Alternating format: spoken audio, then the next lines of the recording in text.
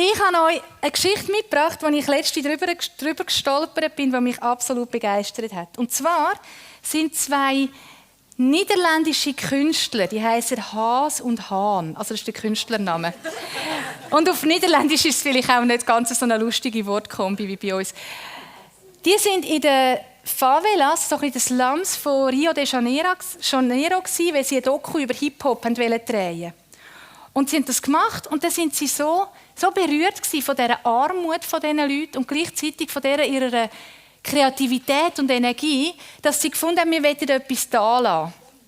Und sie haben mit den Leuten von dem Ort haben sie etwas gemacht. Und zwar haben sie drei von diesen Häusern angemalt. Mitten in dem Grau und Beton und Armut ist plötzlich das Bild an der Wand von einem Bub mit einem Drachen. Sie wollten eigentlich nachher wieder abreisen. Und irgendwie hat sich ihr Blick verändert. Und sie haben den Slum gesehen, sie haben die Favela gesehen in Rio de Janeiro und haben angefangen zu träumen. Sie haben sich überlegt, was wäre, wenn es nicht nur eine Wand ist, sondern jedes Haus. Was wäre, wenn wir mit Menschen von da anfangen, Farbe in das Leben dieser Leute zu bringen?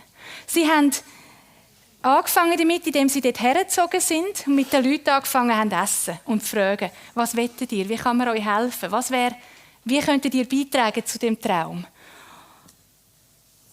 Heute sieht es so aus dort. Es sind nicht nur die paar Häuser geblieben. Mittlerweile sind es 34 Häuser. Es sind 25 Jugendliche aus dem Viertel, die geschult worden sind in dem, die gezahlt werden via Crowdfunding, werden immer wieder neue Farbe, wird gesponsert, damit sie weiter ausbreiten können. Und das Ziel ist, dass der ganze Hügel von diesen grauen Betonblöcken farbig wird und schön wird. Das Ganze hat dazu geführt, dass Fördergelder gesprochen worden sind, Touristen gekommen sind, Gemeinschaften entstanden sind, die Jugendlichen, die vorher nur auf der Straße sind, etwas Sinnvolles angefangen haben zu machen. Und die Geschichte, wenn ihr es ein bisschen im Internet sucht, es gibt einen TED-Talk, wenn ihr Favela-Painting oder Slum-Painting eingebt, findet ihr es. Und dann gibt es x Orte, wo das nachgemacht worden ist. In Asien, in Afrika, wo man an den ärmsten Ort mit Farbe her ist und gesagt hat, komm, wir machen etwas Schönes aus dem, wo niemand her schaut. Mich hat das absolut begeistert. Und ich finde, der Einstieg passt so gut jetzt in meine Predigt, weil was ich glaube, was die beiden Künstler nicht gewusst haben, dass sie unglaublich Jesusmässig unterwegs sind. Sie haben dort, wo niemand her schaut, haben sie hergeschaut. Sie haben aus dem, wo nur Dreck und Armut ist, etwas Wunderschönes geschaffen. Sie haben Menschen verbunden. Sie haben Menschen dazu gebracht, zusammen zu sehen, was ihnen liegt und das ans Licht zu bringen. Sie haben einen Ort geschaffen, wo Menschen hergehen, um inspiriert zu werden, um kreative Ideen haben, und es hat ganz viele Nachahmer gegeben. Das, was andere als störend empfunden haben, haben sie angeschaut und etwas Wunderschönes sichtbar gemacht. Und das ist das sind noch genau, da sehen das noch die Leute. Es sieht aus, als macht es richtig Spass. Wir sind im Jahresthema zusammen mit Jesus. Und das ist etwas, was sie haben es zusammen gemacht, und ich glaube, Jesus war undercover garantiert dabei gewesen. Also Entschuldigung, das kannst du nicht machen, ohne dass du noch ganz viel göttliche Inspiration hast. Und das ist das, was wir auch möchten. Wir wollen das, was wir machen, zusammen mit Jesus machen. Und ich möchte mit euch in eine Geschichte eintauchen, wo Jesus genau das auch gemacht hat. Eine Geschichte, die ich als Mutter geliebt habe, vorzulesen. Und zwar ist es die Geschichte von dem Mann. Das ist der Bartimäus. Und das ist im Moment meine Lieblingsbilderbuchzeichnerin. In Markus 10, Vers 46 steht: So erreichten sie Jericho. Als Jesus und seine Jünger die Stadt wieder verließen, folgte ihnen eine große Menschenmenge. Ein blinder Bettler namens Bartimäus, der Sohn des Timäus, saß am Straßenrand, als Jesus vorüberging. Und jetzt, Das ist das beste Bild in jeder Geschichte von Bartimäus. Als Bartimäus hörte, dass Jesus von Nazareth in der Nähe war, begann er zu schreien: Jesus, Sohn Davids, hab Erbarmen mit mir. Sei still, fuhren ihn die Leute an. Aber er schrie nur noch lauter. Und das ist immer so der Höhepunkt, wenn man Geschichte erzählt. Jesus, Sohn Davids, hab Erbarmen mit mir. Als Jesus ihn hörte, blieb er stehen und sagte: Sagt ihm, er soll herkommen. Da riefen sie den blinden Mann: Sei guten Mutes, steh auf, er ruft dich. Bartimäus warf seinen Mantel ab, sprang auf und kam zu Jesus. Was soll ich für dich tun? fragte Jesus. Rabbuni, also Rabbi, sagte der blinde Mann, ich möchte sehen. Da sagte Jesus zu ihm: Geh nur, dein Glaube hat dich geheilt. Und im selben Augenblick konnte der Blinde sehen. Dann folgte er Jesus auf seinem Weg. Die Leute haben so reagiert, wie man es erwarten würde. Da ist Jesus, es ist alles so voller Erwartung. Da kommt der sagt, also man sagt, er ist der Messias oder er macht Wunder und so. Und dann hockt da der blinde, stinkende Bettler und stört den ganzen Jesus-Vibe. Ich meine, die Stimmung ist super und dann fängt der an rumzuheben. Ich war letztens im Bus und da ist jemand eingestiegen und hat angefangen, die Busfahrerin zu beschimpfen. Das stört. Und dann gibt es die Leute, die wegschauen. Das habe ich in dem Moment gemacht. Sie hat sich wehren. Sie haben das angebracht zusammen. Dann gibt es die Leute, die einfach weglaufen. Und dann gibt es die Leute, die ein bisschen mehr Mumm in den Knochen haben. Jetzt in dem Fall, die sind zum Bartimäus, ich mache das. Hey, bis endlich ruhig. Du störst im Fallen. Und so Leute gibt es immer, alle drei. Und wir alle gehören in eine oder andere Gruppe. Und unsere Gesellschaft ist unglaublich gut geworden in dem. Das Störende auszuschalten. Das Störende nicht anzuschauen. Olde hat gerade 2 schon so Geschichten erlebt. Wir sollten eine Notschlafstelle machen. Notschlafstelle ist super. Aber ja nicht in der Nähe von einer Schule. Ja nicht dort, wo Familien wohnen. Ja nicht in meinem Quartier. Aber macht es nur, ist eine gute Sache. Man will einen Treffpunkt machen für Suchtkranke. Hey, finden wir super. Was, in der Stadt? Sicher nicht. Man könnte daran vorbeilaufen. Das ist mein Arbeitsweg. Mir ist schon klar, es gibt bessere und weniger gute Orte. Aber es zeigt so ein bisschen den Mechanismus. Wir tun alles, was stört, was tötet, was krank ist, was verwirrt ist, was psychisch schwierig ist. All diese Suchtgeschichten tun wir so ein bisschen auf die Seite, so ein bisschen outsourcen. Andere sollen sich kümmern, weil wenn wir es nicht sehen, dann gibt es es nicht. Dann kann es uns auch nicht passieren. Und das ist das, was sie beim Bartimäus gemacht haben. Geh weg. Du störst das Gesamtbild. Aber Jesus ist komplett anders. Statt wegzuschauen, schaut er her. Und er sagt seinen Jüngern, rufen ihn zu mir. Und die Jünger haben gewusst, was wird passieren. Weil sie sind zu ihm und haben gesagt, nur Mut. Jesus ruft dich. Die Jünger haben schon angefangen zu flüstern. Hey, was macht er? Meinst du, er spritzt ihm wieder in die Augen, wenn er das auch schon gemacht hat? Oder langt er ihn an? Oder macht er etwas ganz Neues? Vielleicht macht er ein Tänzchen? Sie haben keine Ahnung, was Jesus wird machen. Aber sie haben gewusst, es wird etwas Gutes. Und sie sind zum Bartimäus und haben gesagt, hab Mut. Andere Leute haben vielleicht gedacht, jetzt sagt Jesus dem endlich, dass er ruhig sein muss. Die haben Jesus noch nicht so gut gekannt. Und jetzt wird der Bartimäus vor Jesus gebracht. Und Jesus gibt ihm mit dem ersten Satz seine ganze Würde zurück. Ist dir das schon mal aufgefallen? Jesus fragt, was willst du, dass ich für dich mache? Hey, der Bartimäus ist ein Bettler, der soll froh sein, wenn er überhaupt etwas überkommt. Jetzt darf er noch Wünsche anbringen. Ja, Jesus schaut ihn an und sagt, was willst du, dass ich dir tue? Und der Bartimäus ist wieder ein vollwertiger Mensch. Er wird ernst genommen, er wird gesehen. Und okay, eigentlich ist es ja offensichtlich. Der Bartimäus sagt, er will sehen und Jesus heilt ihn. Einfach so. Nicht spektakulär, nicht grossartig. Die Gegenwart von Jesus heilt den Mann und der Bartimäus ist nicht mehr länger blind, muss nicht mehr länger betteln, ist nicht mehr länger der stört. Und der störende, blinde, laute Bettler wird zu einem Zeichen von dieser Gnade und Grösse von Gott. Für jeden, der in der Nähe steht.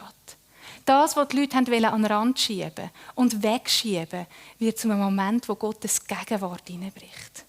Stell dir vor, sie hätten vorher die Straße geräumt und den Bartimäus weggeschickt. Sie hätten ein riesiges Wunder verpasst. Und das ist im Fall nicht die einzige Geschichte, wo das passiert. Wo Jesus Kind segnet, haben die Jünger Kind wegschicken mit ihren Müttern. Wo es keinen Platz mehr im Haus hat und die Leute anfangen, das Dach abdecken, um den Gelähmten runterzulassen, hat es sicher Leute gehabt, die gefunden haben, geht es denen eigentlich noch, soll mal jemand die vom Dach runterholen.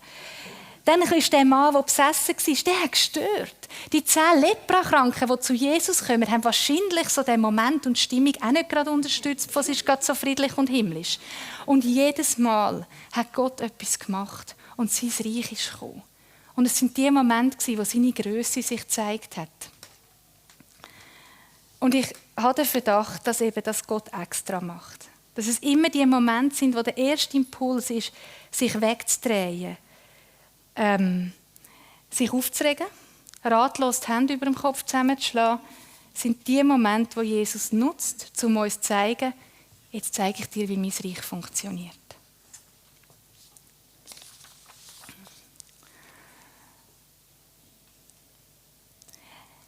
In der Bibel lesen wir das. Zu der Zeit von Jesus war es so. Die Jünger konnten nicht in ihrer Komfortzone sitzen bleiben und dort ein bisschen das Reich Gottes streuen. Sie mussten losgehen, sie mussten sich mit Leuten befassen, die sie sich nicht befasst hätten. Sie mussten Jesus anlaufen. Aber wenn wir ehrlich sind, haben wir immer noch das Gefühl, dass es bei uns anders ist. Wir erhoffen uns, dass Menschen auf uns zukommen und sagen, du strahlst so, bist du Christ? Willst du mir erzählen, wer der Jesus ist? Hey, das ist mega schön, das gibt's. Aber im Normalfall passiert das nicht so. Im Normalfall müssen wir ein bisschen aus unserer Komfortzone raus. Müssen wir an die Orte, wo Menschen sind, wo andere nicht heranschauen. Müssen wir mit Leuten ins Gespräch kommen, wo es uns vielleicht ein bisschen etwas braucht. Es gibt da das wunderschöne Bild, oder? Die Komfortzone ist da und dort, wo die Magic passiert, das Wunder, ist weit ausserhalb. Mir gefällt das Bild besser. Aber es ist auch das. Das eine ist einfach mehr für den Kopf und das andere mehr für, ich weiss nicht, was für Menschen. Aber dort, wir stehen da und müssten den Schritt machen und so oft getrauen wir uns nicht. Es ist schwierig, das wissen wir ja alle. Aber ich bin mittlerweile fest davon überzeugt, wir verpassen ganz viel. Wenn wir wegschauen, uns aufregen, ratlos stehen bleiben, wir können ja eh nichts machen und weiterlaufen. Aber okay, sind wir uns einig, wir müssten unsere Komfortzone verlassen. Wir wollen das machen, was die Jünger gemacht haben, was Jesus gemacht hat. Also gut, Predigt fertig, Gottesdienst Schluss, gehen und machen es. Aber wie machen wir das? Und ich glaube, der Schlüssel ist in dieser Bartimäus-Geschichte. Die Jünger haben auch nicht gewusst, was machen. Und sie sind schon eine Weile mit Jesus unterwegs gewesen. Aber sie haben gewusst, auf wem seine Stimme, dass sie hören müssen. Jesus hat gesagt, rufe den hin. Und ich glaube, das ist der Schlüssel. Jesus hat gesagt, ich mache nur das, was ich den Vater sehe tun. Die Jünger haben schnell gelernt, dass sie nur das machen sollen, was Jesus ihnen sagt. Oder ihm einfach nachmachen. Und das ist das, was wir lernen dürfen. Das machen, was Jesus uns sagt. Das, was der Heilige Geist flüstert, der in uns lebt. Und ich glaube, dort müssen wir noch viel besser werden. Die feine Stimme hören. Weil, sind wir ehrlich, wenn wir durch die Stadt laufen, jeder Mensch braucht Jesus. Jeder hat seine Not. Salom hat das vorher so schön gesagt. Jeder hat seine Brüche. Jeder hat die Sachen, die nicht gut sind, was töten, was finster ist. Und wenn wir lernen, auf die Stimme vom Heiligen Geist zu hören, wo ist Jesus schon dran, wo dürfen wir ihm jetzt gerade helfen, dann erleben wir so Bartimäus-Moment. Weil dann können wir zu diesen Leuten gehen und sagen, nur Mut. Ich habe eine richtig gute Nachricht für dich. Und es sind nicht einfach wir, die das Gefühl haben, wir müssen, sondern was wir dürfen, ist das Herz von Jesus in die Welt bringen. Das, was er möchte für die Menschen. Das, was er parat hat für die Menschen. Und so geht auch jeder Druck von uns ab. Die Jünger haben ihn nur holen und zu Jesus bringen. Nicht die Jünger haben den Mann gerettet. Nicht die Jünger haben den Mann geheilt. Die Jünger haben den Mann zu Jesus gebracht. Und dann hat Jesus, durch das, dass sie ihn geholt haben, hat den Mann heil gemacht. Das ist unser Job. Wir müssen die Leute nicht retten, aber wir müssen ihnen dringend zeigen, wo der Retter ist. Und je mehr, dass wir uns auf die Stimme einstellen, desto sensibler werden wir. Wir haben im DAN, das ist der Lebensmittelabgabedienst am nächsten, hat letztes Jahr jemand erzählt, die ist Teil des Teams und ist nach dem DAN noch posten. Und wer schon mal im DAN mitgeholfen hat, weiss, irgendwie sind die Antennen anders. Wenn man den ganzen Tag für Menschen da war, ihnen Lebensmittel gegeben hat, für sie gebetet hat. Und dann ist eine Frau auf sie zugekommen und hat sie angehauen, ob sie ihr ein bisschen Geld geben kann. Und der erste Impuls war, wieso schau, hey, nein, sorry, ich gehe weg. Und dann hat sie gemerkt, das kann ich nicht. Und das ist die feine Stimme vom Heiligen Geist jetzt. Und dann ist aus dem Moment eine Begegnung entstanden, wo beide Frauen gesegnet heimgegangen sind. Sie hat nachher am Schluss hat sie sogar noch in die Vineyard eingeladen, hat ihr helfen mit dem, was sie gerade hatte. Und es war ein richtig guter Moment. Aber wir müssen wie Orte haben, wo wir die Antennen schärfen, wo wir parat sind, wo wir gut zulassen, wo wir das feine Stupsen von Jesus spüren. Das ist unsere Berufung. Und am besten machen wir das eben nicht alleine, sondern in einer Gruppe. Und darum bin ich so begeistert von missionalen Gemeinschaften, von diesen Koms, wenn wir es eben nicht alleine machen müssen. Und wenn sie etwas sind, was wir nicht zusätzlich, weiss ich, was für einen Aufwand betreiben müssen, sondern etwas, wo wir einfach dazukommen können und sagen, da komme ich helfen. Wir haben am letzten Freitag Kiel ohne Mauern gehabt, wo wir auf dem Spielplatz gegessen haben. Ich war leider krank. Das heisst, ich bin im Haus, habe nur den Schlüssel rausgegeben für die Festbank. Und hey, das war so schön, wie ich habe ein bisschen ab und zu rausgeschaut. Und da sind Leute dabei, die zum ersten Mal gekommen. Die sind frisch ins Quartier gezogen. Und jemand von uns, nicht einmal vom Team, sondern von jemandem, der einfach so ein bisschen auch ab und zu dazukommt, hat gesagt, kommt doch mit. Sind die 2 Wochen in unserer Siedlung und hocken schon bei uns am Tisch. Und dann hat mein Mann dem Mann dort erklärt, weisst, wir machen das, wenn wir erleben, Kirche ist manchmal so weit weg von den Menschen. Und wir wissen, Jesus war so nah bei den Menschen, darum machen wir das. Wir wollen zeigen, wie Jesus gelebt hat. Und der dachte, das ist mega spannend. Ja, das hört richtig gut. Und ich weiss, mein Mann hat nachher gehen. Das heisst, nochmal andere haben nachher übernommen. Und das ist die Schönheit in einer Community. Ich muss nicht alles können. Wenn ich nicht gut bin im Erklären, warum wir das machen, hockt jemand am Tisch, der das kann. Wenn ich mein Haus nicht so gerne aufmache, kann ich jemandem helfen, der das problemlos kann. Oder was ein bisschen einfacher fällt. Es können nicht alle das Gleiche. Vor 2 Wochen hat jemand aus unserer Community für uns gekocht. Boah, ist das fein gewesen. Ich kann nicht so gut kochen. Aber wir haben jemanden in der Com, der das kann. Und das ist genau die Schönheit. Nicht jeder muss alles können, sondern wir machen es zusammen und jeder hat etwas zu geben. Community heisst auch, ich muss mich bei meinen Menschen vom Frieden, bei Leuten, wo ich das Gefühl habe, da ist Gott dran, nicht immer daran denken, ich muss mich wieder melden und bei dem auch. Sondern ich sage einfach, hey, schau, das sind Daten, da sitze ich voraus. Komm dazu, du bist willkommen. Und vielleicht sage ich zwischendurch wieder, hey, ich wäre im Fall immer noch dort. Wir haben Leute, die regelmäßig einfach vorbeispazieren. Weil sie schon wüssten, sie wären eigentlich wohl da, aber gleich noch nicht ganz sicher sind. Aber es sind so Ankerpunkte, wo Menschen die in den Bereich der Gnade von Gott kommen können. Wir haben in der Vineyard diverse Orte, wo das passiert. Der René hat letztes Mal erzählt, wie wir gestartet sind. Mittlerweile haben wir x verschiedene Orte, die da so offiziell mit Flyer sind. Und da gibt es im Fall noch mehr. Da gibt es noch etwas in Arbig, es gibt jetzt Nacht im Vögigarten, ich weiss, in Trimbach-Laufzüge, es ist in Lostorf, hat irgendjemand gefunden, ich fange jetzt dann auch an, mal etwas auszuprobieren, zusätzlich zu dem, was schon ist. Immer wieder gibt es Orte, wo Menschen sagen, ich will Jesus hören und dann will ich zu den Leuten gehen und sagen, nur Mut, Jesus ruft dich.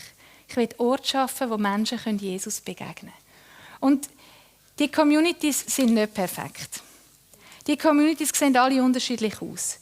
Die haben zum Teil einen festen Rhythmus, zum Teil nicht. Es sind einfach, was sie gemeinsam haben, es sind Menschen, die nicht mehr länger zuschauen wollen, wie die Menschen keinen Berührungspunkt mit Jesus haben. Es sind Menschen, die etwas Neues anfangen zu leben, die den Menschen um sich herum zeigen, wie es aussehen kann, wie das Leben auch aussehen kann. Es sind Menschen, die mit ihrer ganzen Unperfektheit, mit all ihren Schwachheiten sagen, okay, ich gebe mich in das hinein und vertraue darauf, dass das, was ich habe, etwas ist, was Jesus braucht für sein Reich. Weil das glaube ich ganz fest. Egal wer du bist, egal ob ich dich kenne oder nicht, ich bin ganz sicher, dass du etwas hast, was Jesus braucht. Egal wie kaputt du bist, egal wie herausgefordert du bist, egal wie unfähig du bist. Letzten Freitag bin ich nur die, die den Schlüssel rausgegeben hat. Hey, aber der war wichtig. Es braucht jeden von uns. Und Community sind der Ort, wo ich kenne kein besseres, keine bessere Art, zum Menschen an den Ort zu bringen, wo Jesus ist. Und wo sie seine Gnade erleben können, aber auch seine Liebe, seine Gemeinschaft, seine Nähe, wo ihnen Würde zurückgeben wird, wo Menschen zuhören, wenn sie Geschichten erzählen, wo man fragt, gibt es etwas, das ich für dich beten kann? Und nicht einfach davon ausgeht, ich weiss, was du brauchst. Und dann macht man das über lange Zeit. Manchmal geht es ganz schnell, wie beim Bartimäus, und manchmal geht es über Jahre, wo man miterleben darf, wie Menschen Schritt für Schritt vom Dunkeln ins Licht kommen. Und wie das, was grau und leer und trist war, plötzlich farbig wird. Und am Anfang sind es nur kleine Momente. Aber Jesus hat Zeit. Und wenn wir uns auch Zeit nehmen, wenn wir auch Zeit haben für Menschen, Zeit haben zum lange Wege gehen, Zeit haben zum immer da sein, verlässliche Orte, um mit der Gnade von Gott in Berührung zu kommen, dann werden das so Orte, wo Menschen verändert heimgehen und wo Menschen angezogen werden.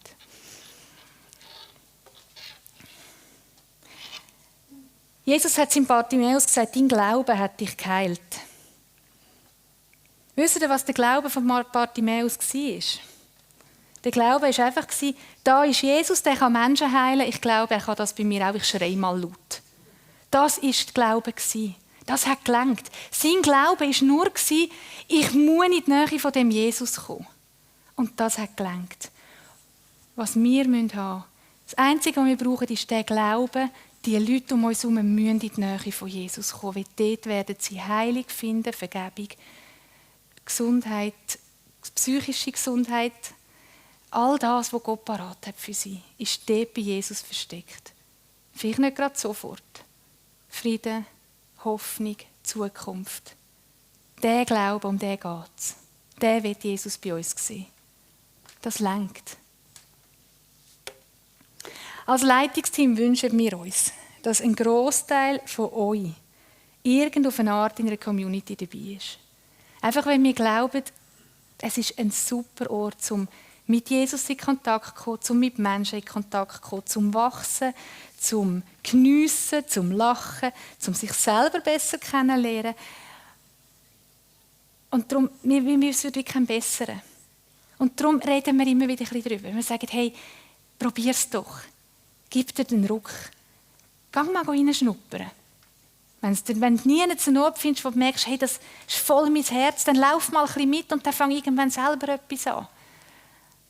Aber einfach zum Karten offenlegen, ja, wir wettet eigentlich, dass ihr alle in einer Komm sind. Uns ist bewusst, dass das ganz viele Gründe gibt, manchmal was schwierig machen, ihr seid alle gross, aber wenn wir etwas wünschen dürft, das wünschte ich mir, weil ich gemerkt habe, wie viel das es bei mir gemacht hat, mit mir gemacht hat, immer wieder macht.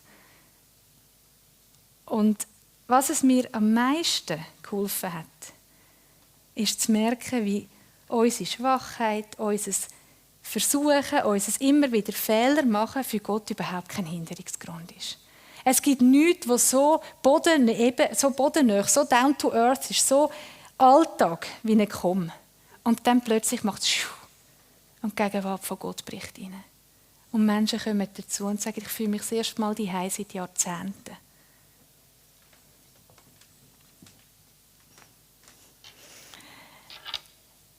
Wisst ihr, wie die beiden Künstler ihr Projekt anfangen? Ja, wisst ihr, wie ich es vorher gesagt habe? Ich habe euch ein paar Sätze von ihnen. Und ich finde, der erste, der ist wirklich, das bringt so auf den Punkt.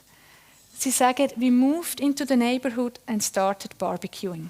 Wir sind in die Nachbarschaft gezogen und haben angefangen zu grillieren mit den Leuten.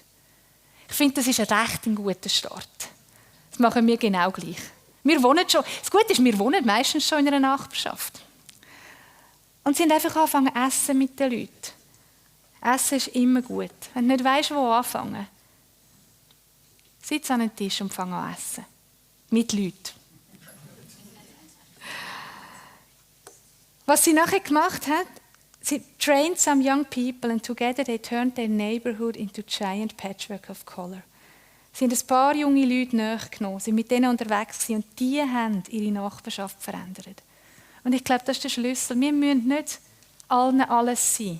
Aber die Leute, die Jesus uns aufs Herz legt, lasst uns bei denen treu sein, lasst uns in die investieren, lasst uns Zeit investieren, lasst uns verfügbar sein, lasst uns nahbar sein. Es gibt Menschen in dem Umfeld von mir, die gesagt, ich nehme das Telefon immer ab, wenn du anrufst. Weil sie müssen merken, ich bin da. Und das führt dazu, dass das Telefon läutet und sagt, kannst du uns schnell in den Notfall fahren? Ja, natürlich. Verfügbarkeit. Und diese Leute wiederum haben wieder ein Umfeld. Und da gibt es so ein riesiges Schneeballsystem. Hey, das ist so eine Pyramide. Jesus hat angefangen. Und wir dürfen Teil davon sein. Was mir auch ganz spannend gedacht hat, dass sie gesagt haben, die Zeit, die wir in der Nachbarschaft verbracht haben, ist wichtiger gewesen als das Malen selber. Und ich glaube, das ist für unsere Communities auch wichtig zu wissen. Es geht nicht darum, wie fancy das unser Essen ist, wie super das Wetter ist, wie toll das Anfangsgebet ist, wenn man vor dem Essen betet. Wenn es an dem liegt, habe ich keine Chance, ich sage es euch.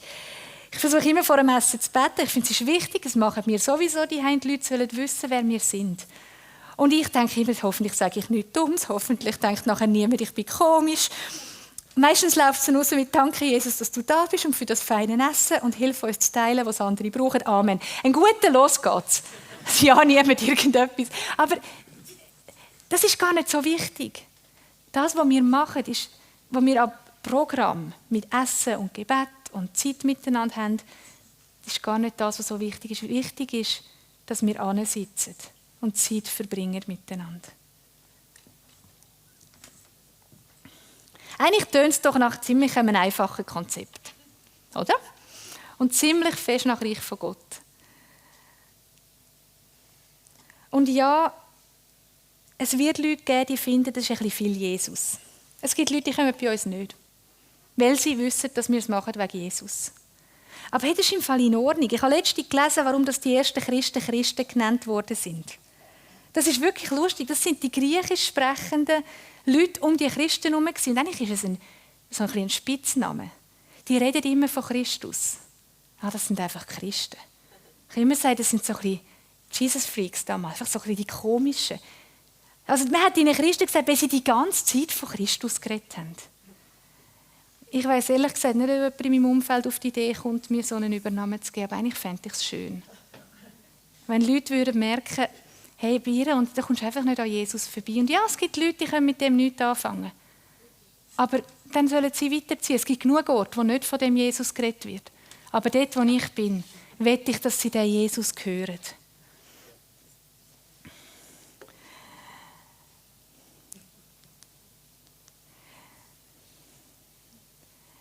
Lasst uns Teil sein von solchen Gnadenorten in dieser Welt.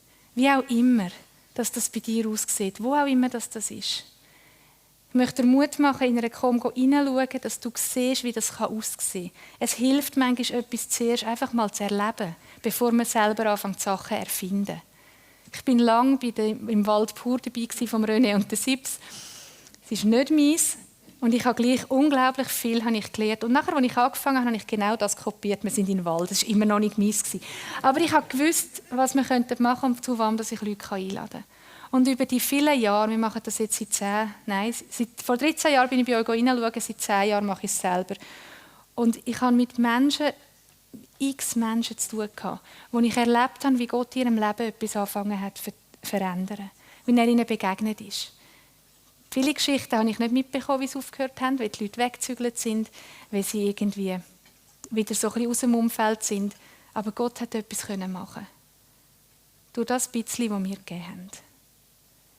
Wir haben Menschen, die bringen jede Woche Lebensmittel fürs Tag, wenn sie in der Woche Einkauf machen. Nachbarn von uns. Die sind vor 9 Jahren einmal vorbeigespaziert, als wir im Wald brötelt haben.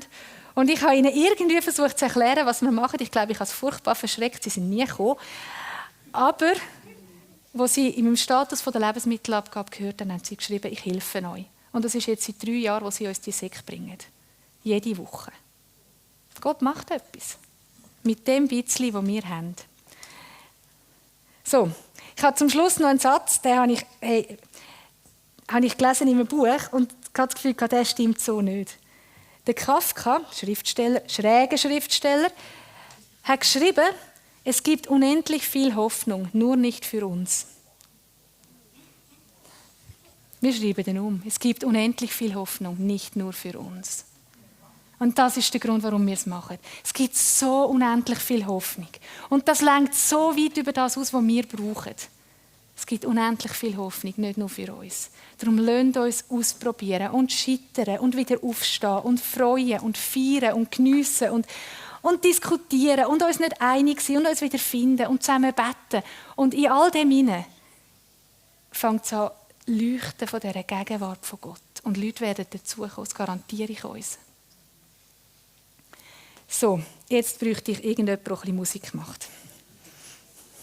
Ja, irgendjemand. Hey, der Ronny steht auf.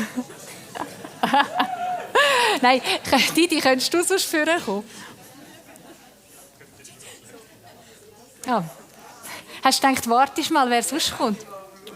Hey, aber jeder hat etwas zu geben. In einer Com merkt man das vielleicht noch ein bisschen mehr als im Worship.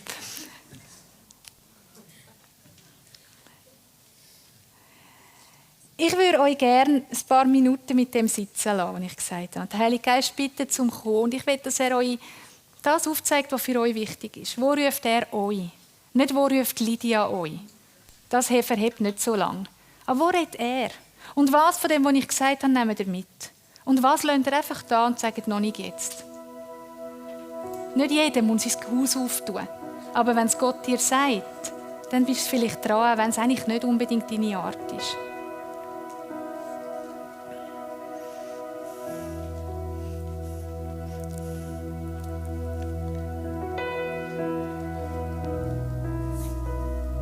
Jesus, ich wäre so gerne dabei gewesen, Ami. Beim Bartimäus. Ich hätte so gerne gehört, wie du mir sagst, holen. Und ich wäre so gerne zu ihm und hätte gesagt, nur Mut, Jesus macht etwas. Er ruft dich. Und ich habe die Gelegenheit so oft und ich verpasse sie. Und ich möchte so viel besser werden in dem. Ich wünsche mir, dass mir meine Nachbarn, Menschen sagen, weißt du, die landen immer bei Jesus. Weil du bist einfach der Retter. Du hast mich gerettet. Du rettest mich jeden Tag vor mir selber, vor all dem, was mich verschlucken will. Und es gibt so viel Hoffnung, nicht nur für mich, nicht nur für uns. Und ich bitte dich, dass du zu uns redest, zu jedem von uns jetzt. Wo ist der Ort, wo wir einklinken in das, was du machst? Wo sind die Orte, wo wir Teil werden von dieser Kolonie vom Himmel in dieser Welt? Es war immer dein Plan, die Grenzen von der neuen Welt weiter und weiter zu stecken. Und wir wollen dir helfen. Darum lade ich dich ein, Heiliger Geist. Red du. Ruf du, fordere uns raus. Gib uns Schöpfchen in die richtige Richtung. Was ist das Nächste? Was sagst du und was sollen wir damit machen?